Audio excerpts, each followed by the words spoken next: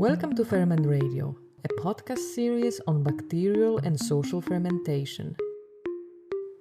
Fermentation can incite social actions, spark creativity, and bring surprising new tastes to our lives. My name is Aga Pokrywka, and I invite you to join us in a conversation on living interconnectivities, from macro to micro, from societal to cellular, and from global to personal.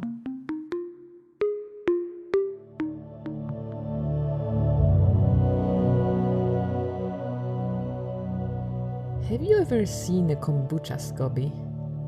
It has an acidic smell, meaty consistency, and slimy surface. It floats in a yellowish liquid with brown sediments.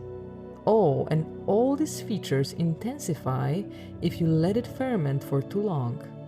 Some might say, "Ew, gross!" But many other fermented foods and beverages can look yucky too. What exactly is this feeling of disgust? Where does it come from? In this episode with Adrien Rigobello, we discuss gross, this particular feeling of repulsion and fascination. Adrien is a Ph.D. researcher working with Fungal Architectures at the Royal Danish Academy and founder of FREDS, a medialab for social resilience. In our conversation, we often refer to the paper Designing the Gross in Search for Social Inclusion that Adrien co-wrote with Nadia Gudierre-Jam. But we also talk about xenodesign, engaging with the unknown, designing with living systems, and treating kombucha and mushrooms mycelium as materials. But let's go to the yucky part first. What is the most disgusting for you, Adrien? Is there something in particular that brings this emotion? I think so. We wrote about it. We wrote about the growth, obviously in regards to kombucha and material. But actually, while doing the state of the art or review of the works of art that were referring to these emotions, I think one of the most, the one that disgusted me the most is the violence that one of the artists had to endure, and she has put herself in this situation. I can't remember right now her name. I think it's Reason Zero, the title of the work, and it was a performance. Abramovich, I think, was the name of the artist, and eventually she was just laying in a stage. I think she was probably naked and leaving for the audience to just come and do whatever to her. And eventually people got very violent on her. And this to me was probably the most disgusting. So it's not so much about the grossness of the kombucha at this point, but mainly more about the grossness of violence and unpredictability of the human behavior. In your paper, you call, I wrote down here this one line: wet, slimy, sticky, moldy, rotten, spoiled, decaying, smelly, gross. So what is actually gross, or what is the particular angle which interests you the most? Basically, when we so the way we define it in the paper was that grossness was the combination of both disgust and fascination. So basically, it's say when you would see something that is slimy or I don't know, like very other to you, but you can't help but be interested by it. So it's not something that you want to disregard or to just remove your look from, but basically eventually engage with, that you want to discover. I don't know if we wrote it in those terms somewhere, but I think it's the complete otherness of something. And if we apply this notion of something gross to the design, what does it bring to us? What kind of design it is? That's quite an interesting question. But I think it's mainly about engaging with something that one is not familiar with. And I think growth is probably also a provocation, saying, well, why should we resort to growth? Because eventually we want also to at least question dominant models and biases that are being conveyed in everyday designs. Yeah, I think it struck me quite a lot that this notion of grossness is it's a social construct at the end. And if something is a social construct, then it could be used in the way to create the divisions Mhm. and to create power structures. Actually, it was the first time I read the term xenodesign. I know the both kind of parts of the word, but I haven't heard before about like xenodesign itself. I would like you to explain us what is xenodesign and also how it connects to design with growth. Mm. So I have to admit that it's not a practice of design that I have seen a lot of works from or referring to. I discovered this term thanks to Adrien Rigobello that I met probably a year and a half ago. Basically, she was referring to it. I mean, she wrote actually a very interesting paper about the prefix xeno, which is other, and how in queer philosophy or queer materialities, this prefix is also kind of a statement. I mean, she wrote this really interesting piece that is almost trying to be exhaustive about this prefix and combine with different suffixes what it can mean. So she also talks about xenodesign. I think in her practice, she's referring to it also as the materialities and the chemicals that are linked to queer ways of being, which can be very wide, and that belongs to this community in a way, or tries to be part of the language of this community.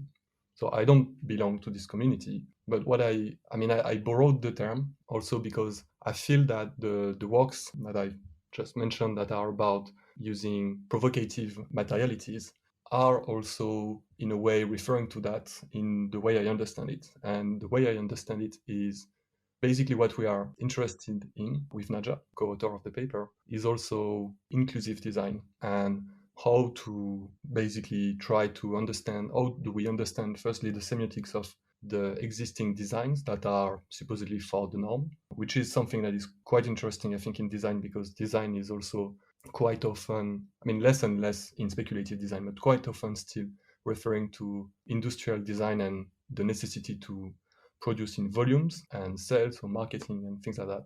So there is a notion of eye candiness in a way, or the pleasing of the mind, the comforting zone in the design genetics that we feel as designers is also very important to question. So I would say it's not to reappropriate ourselves this term of design. We try to be a bit precautious about using it because it's a bit scarce, the usage of it. And it's also to make it part of the language of design, basically, at least to make one question, what is that?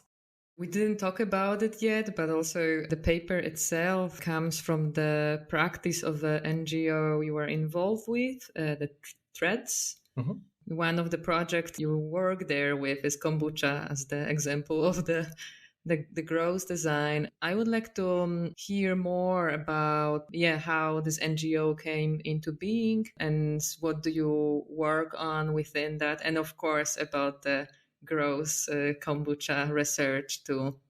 Yeah, so basically, Threads is, the way we like to define it is that it's an NGO design studio, and we kind of focus on inclusive design. I mean, that's one side that we feel is quite urgent.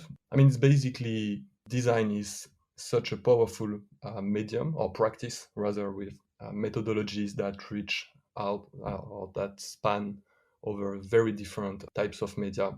We basically understand that it extends to architecture, which is also benefiting from a very different academic practice corpus. So basically, that's what we are trying to look at. So both in terms of analytical practices for us, so trying to understand, say, the semiotics behind the design, but also it very much anchors into practice.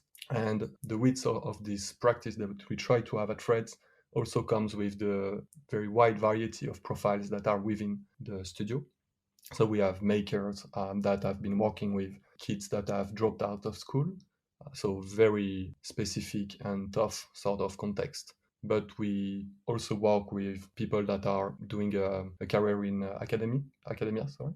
Basically, we all do that, but with the same sort of motivation, that is to firstly have fun, I would say, but also put this fun to the service of something that we feel is useful and fair. Basically, I think it was in 2017, we did a small contest that is called Reshape, where we proposed an alternative design for an hospital gown entirely made of kombucha.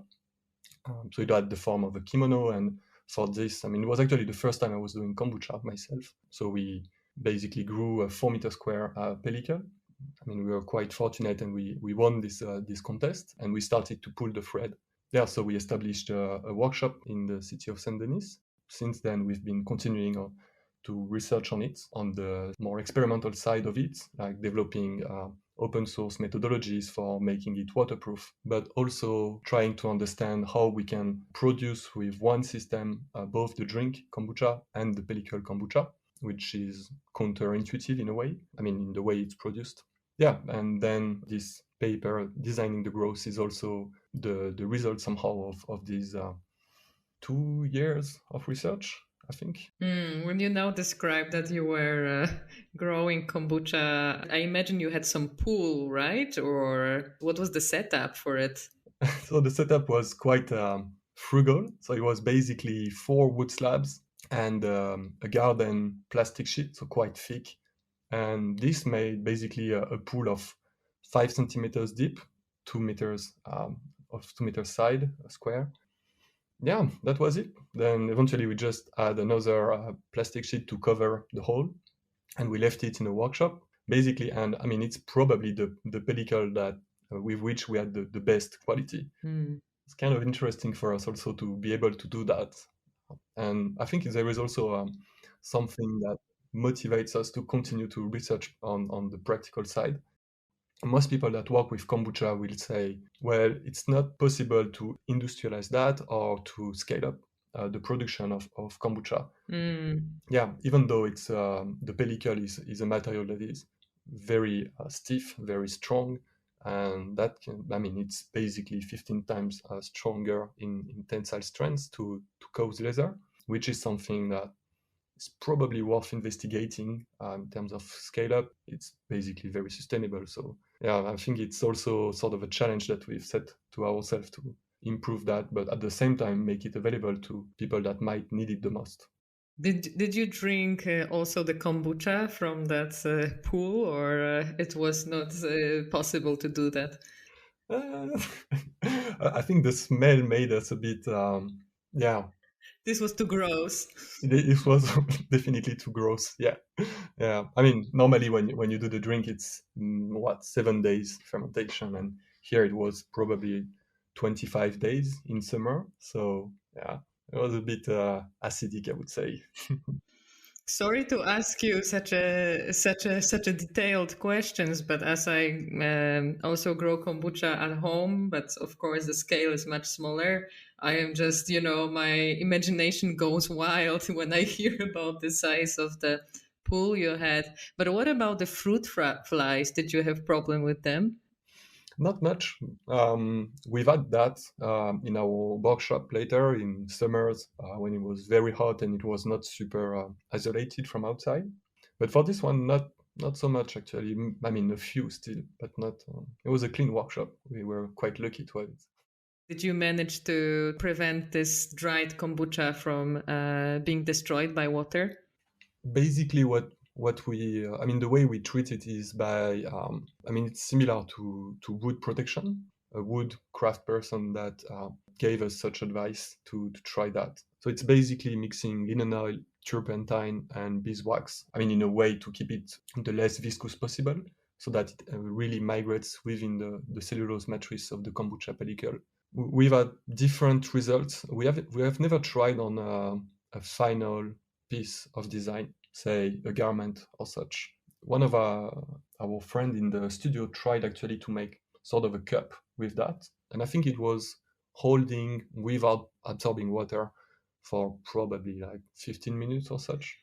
Something I realized, we are saying kombucha, but we never said what is that, and maybe it would be worthy to still come back to it. What is kombucha, and how would you describe it to somebody who never yeah, saw it, drink it, never heard of it.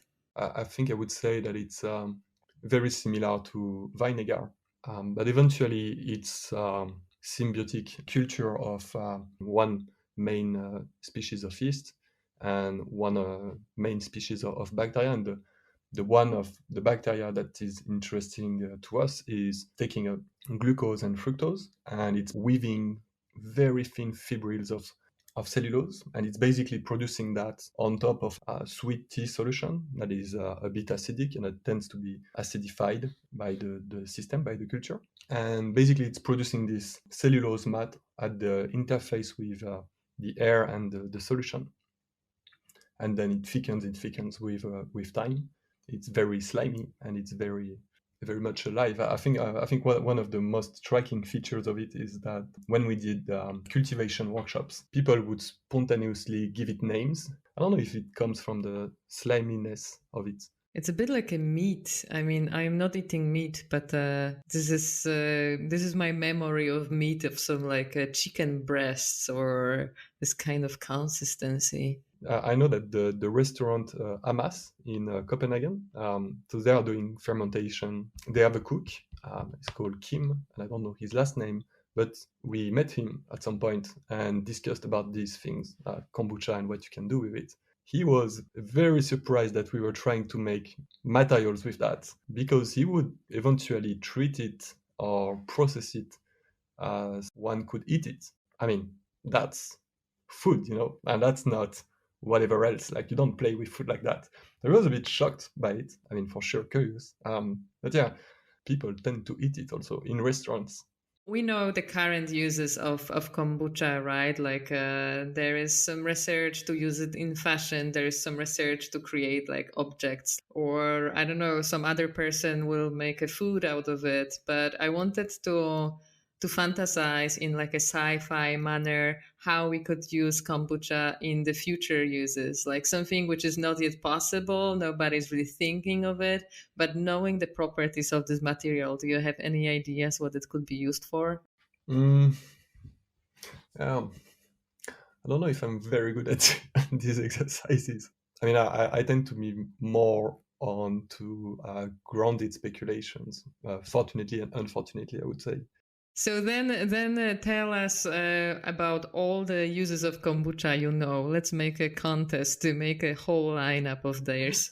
I mean, so basically what happens, what I described with the bacteria, I mean, we call it kombucha pellicle, but it's really bacterial cellulose, what it's producing and what we are us interested in. But eventually, like in medical usages, you have lots of applications, and say one of the main ones that stick with me is the fact that people are actually producing in labs, so not in workshops this time, these tiny tubes of bacterial cellulose, and they use it basically to replace parts of arteries, for instance, while they repair after a surgery. Also because it's cellulose, so the body can degrade them. I mean, some people are using it to serve as a mattress or as a substrate. I don't know how you say that, in order to build sensors. Not exactly as you would do a PCB, but apparently more as like binding into the matrix of the cellulose. I mean, there are quite extensive researches at the crossover between synthetic biology and, I don't know, materials or electronics engineering.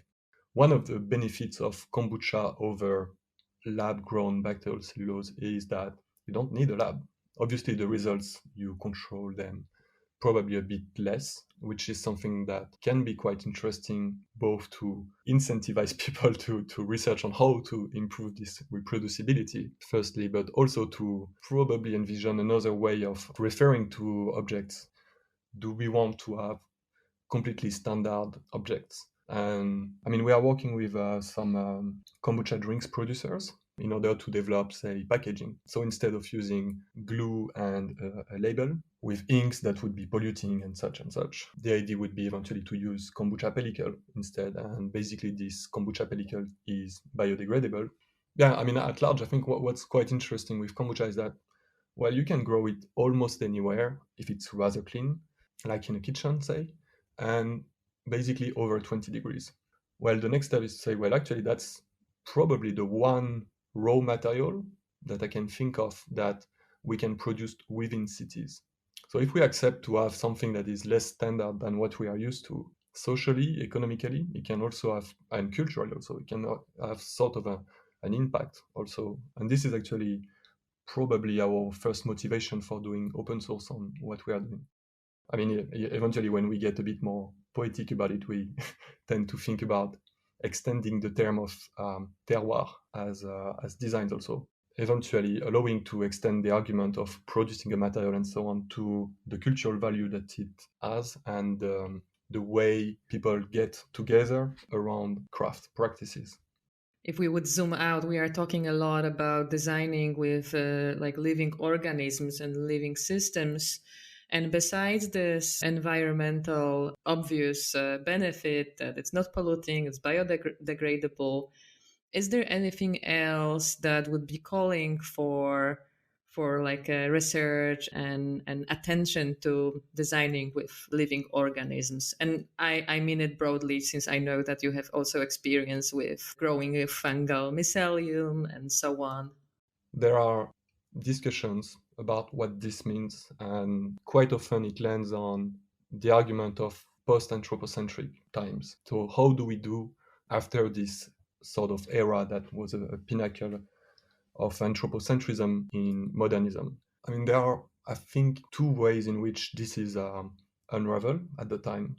So the first one is to use these terms and to resort to these living systems at large, so say mycelium, to do composites based on basically lignocellulosic substrates like woodish substrates, which is one of the most representative practices. So this plus kombucha are quite widespread.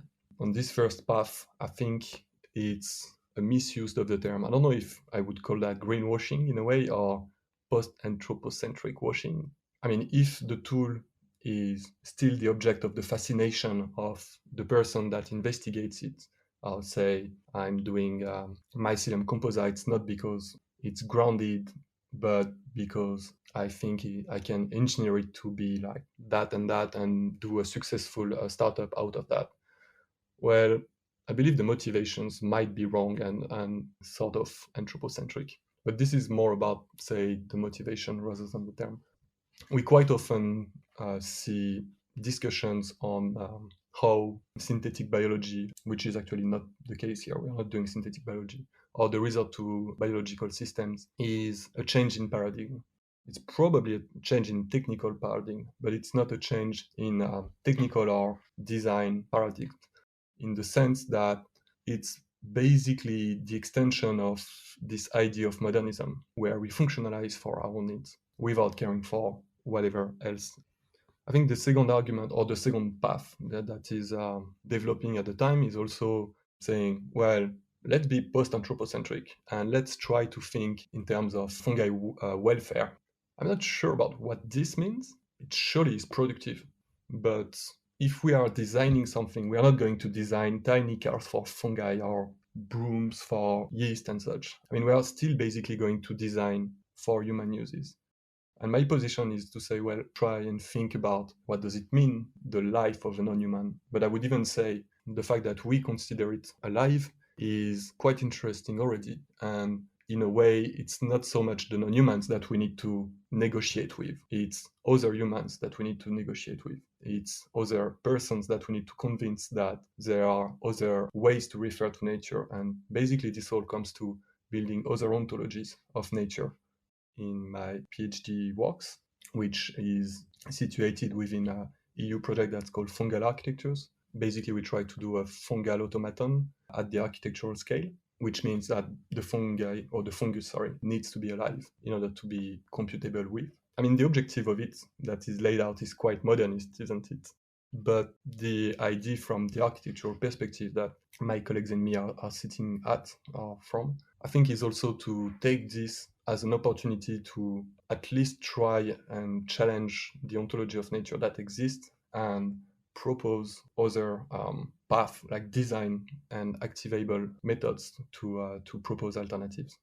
Do I understand well that in this fungal architecture research you are part of, the fungal structure will be still alive when being in use, or the mushroom is being somehow, deactivated? I don't know how to even say it. Well, no, the idea is very much for it to be alive. So basically, we are moving away from the state of the art of mycelium-based composites because, I mean, it's basically completely different what we are looking at. The objectives of it are very much different. I mean, not being a mycologist or an expert in it, I need to respect some kind of freedom and some kind of rhythm of the fungus. I will not over design, but it needs to make sense if the architectural intervention takes place in a natural site or a site that is not completely artificial. I mean, because there is this objective of making an automaton with fungus. So, what does this mean, and how? Like, what are we reading? What are we computing with? I mean, it's basically a Pandora box of questions. So, eventually, the idea is to interact with the fungus, to read the ecological behavior of the site, and basically to use that as an opportunity to design interactions in between humans and this ecological site so as to create some kind of awareness and be a way both in the techniques and in the design. I mean, the techniques involved in making this to convey some kind of, I would say, semiotics or intention that talks about the relationship to nature. That's the major difference when designing with living organisms, that there is always this aspect of there is something outside of our control. And maybe that's why this kind of living systems were not really popular to be used kind of on the equal manner with humans, let's say, or at least not so kind of imposing human will on those living systems. Did you have some situations, for example, when growing kombucha, that you felt it is going out of your control? um, all the time, I would say. And I mean, we need also to respect the way it evolves. And we can see, say, that after using the same mother strain of kombucha to grow several times, we see how it gets tired. Or, I mean, obviously, we only can interpret how it's doing with our perspective. So it's not the objective truth of how it's doing, but it's rather a sensitive way of trying to engage and see, well, this one is going in this direction and I cannot tune it anymore. So how am I going to work with that? Do you sometimes dream of kombucha because it's kind of a creature and you work with it so much? Yeah, Some nightmares. it's since I started the PhD, it's probably more about fungi at large rather than specifically kombucha. But I mean, I found it actually to be very productive at large, be it consciously or unconsciously. I think it's also an exercise in humility in some sense, or at least sensitivity, because I mean we can study the biology of kombucha as much as we want, and actually we are doing it as much as we can with threads.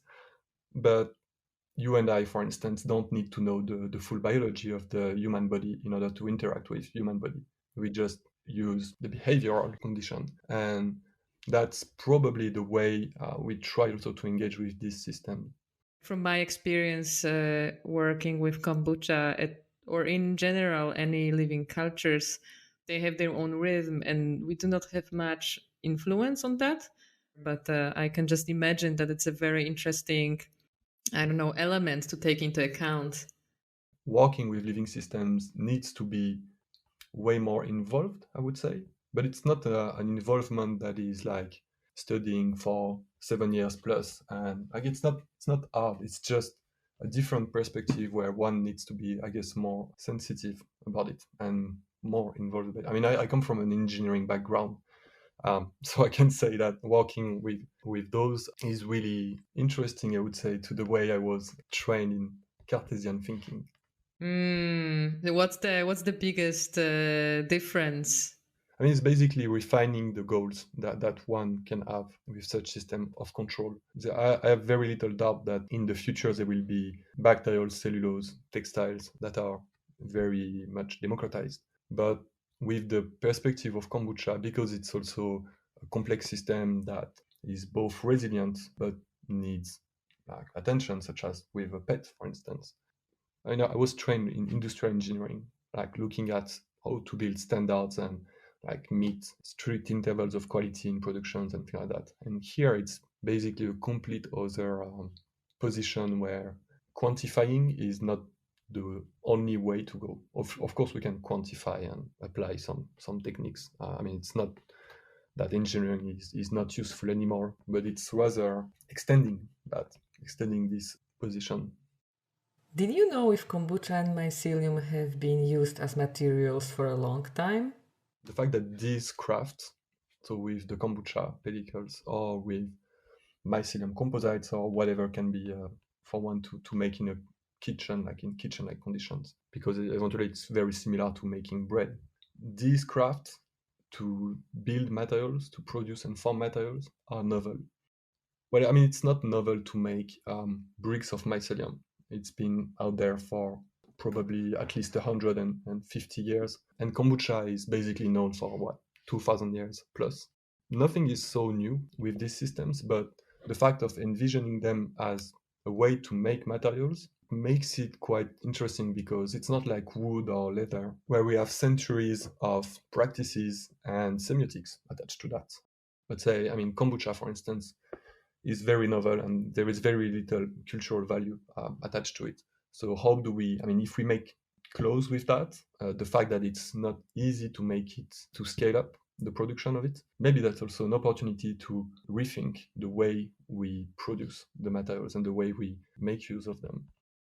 Just a quick question, because I remember when we talked last week, I think you mentioned that 2/3 of a whole architecture in the world is actually not made by professional architects. Is it? I remember it well, or I totally made it up? Yes, you remember it well. Yeah. Because I was like, no, this is unbelievable. It kind of it came to me with a delay, and then I was thinking about it. Actually, it's more than that. I mean, that's the one figure that I know. So it's basically 2/3 of the architecture, the built environment all over the world is earth-based constructions. So it's not directly linked to the fact that it's vernacular or not planned or etc. etc. But basically, I would say it in a way that is provocative, even if it's not my intention. But the practice of architecture and the position of the architect is one that is common for planned and in a way privileged architecture. So I mean, basically an architecture that has the meanings of following codes, of following cultural aesthetics and such.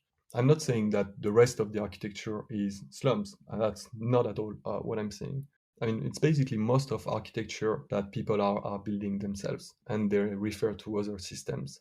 There is this keyword, probably, I don't know if it's really a movement more than that, that is bioarchitecture, where we try to use biological systems and make architecture with it. Typically, mycelium composites are quite illustrative of this movement. The one quality of mycelium composite is that you can aggregate as much agricultural waste, say wood dust and such. So basically, waste and locally available substrates that you bind or that you have binded with a mycelium of wood decaying fungus. The one quality of that is that you can make it very vernacular, which means taking into consideration the resources that you have at hand. And I think it's a good opportunity to think about what vernacular means. And actually, in environmentally stressed areas, such as in the Middle East, for instance, this also means that the scarcity of resources, there is also a scarcity of human resources and within the community. So basically, you build with the competencies that you have also, not only with the materials that you have. All these practices, and that's why also, in a way, we link these material practices to the social aspects. It's also because it can be vernacular. It can be tools, materials for social resilience. It's also an opportunity for education, which means also maybe improving the way we do open source and the way we share knowledge.